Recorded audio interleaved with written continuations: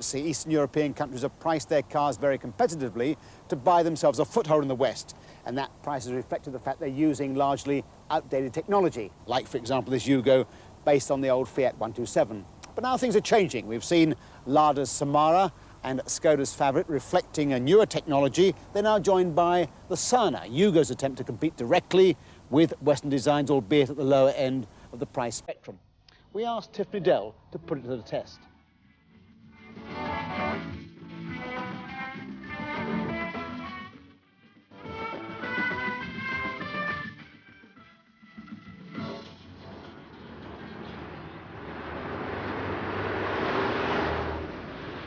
The Sana is the first of Yugo's in-house concepts and a complete breakaway from the previous Fiat 127 derivatives, although it does have a hint of Yuno about it.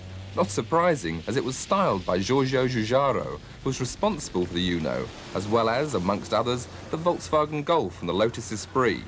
It comes as a well-equipped, roomy, 5-door hatchback, and at £5,500, it's in the Fiesta, Metro and Nova price bracket. The first thing you notice about the Yugo is the amount of space in the car. It really is in the Escort Cavalier range. A lot of space and also apparent plushness of the seats. It all has a lot of good modern features. When you turn the ignition on, the check panel illuminates to display areas of the car it monitors, such as brake pad wear and rear lamps. Then, when driving along, anything open, such as a door, it shows up.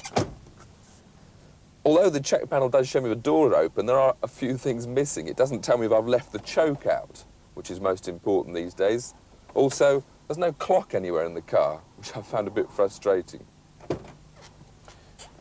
The seatbelt alignment is comfortable, good for all driving positions, but the seat adjustment needs a very strong grip in order to move it. Not the best. In the rear, plenty of space still, and even with the driver's seat fully back, plenty of legroom. A nice little armrest in the centre provides a bit more luxury, and there's 3 sets of seat belts, so it's really a genuine 5-seater. One major problem, though, is the fact that these child belts or rear belts, they're not inertia real, so with all this belt lying around, and they're supposed to hang up, but the hook's already broken. In the boot, again, plenty of space. But one thing, a rather high sill, making it difficult to get heavy bags in. Under the carpet, spare wheel and jack. Also, rather nice little toolkit. One thing, however, that could be rather dangerous, especially with young children around, is these rather weak struts, making it a little bit dangerous. Power is from the 1.4-litre, 70-horsepower Fiat Tipo engine. And later this year, they expect to have a 1.6-litre version and automatic transmission. Under the bonnet, spacious simplicity, obviously easy to maintain. On the road, the Yugo is surprisingly good. The performance from the 1.4-litre engine is lively and well up to scratch in its class. Acceleration for overtaking good, also high-speed cruising.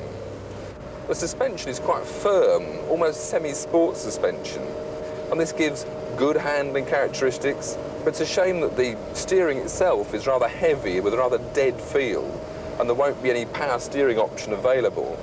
The gear change, again, front-wheel drive, slightly spongy, but always a positive location into the gear I want.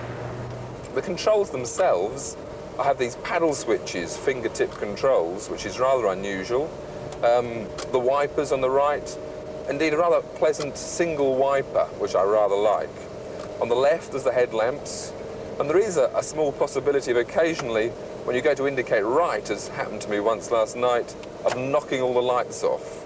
But that's something I think you'd soon get used to not doing. On the instrument panel itself, I don't particularly like the 5 needle matchstick indicators, which look like a mass of artificial horizons, and at one glance, they're all pointing in different directions. So I'm not a particular fan of that. But otherwise, it provides all the information you'd want. The good points about the Yugo Sana are its low cost, the fact that it's well equipped and comes with a 24-month unlimited mileage warranty, as well as a 3-year anti-corrosion warranty. Working against it are poor attention to detail, that heavy steering, and also Group 4 insurance.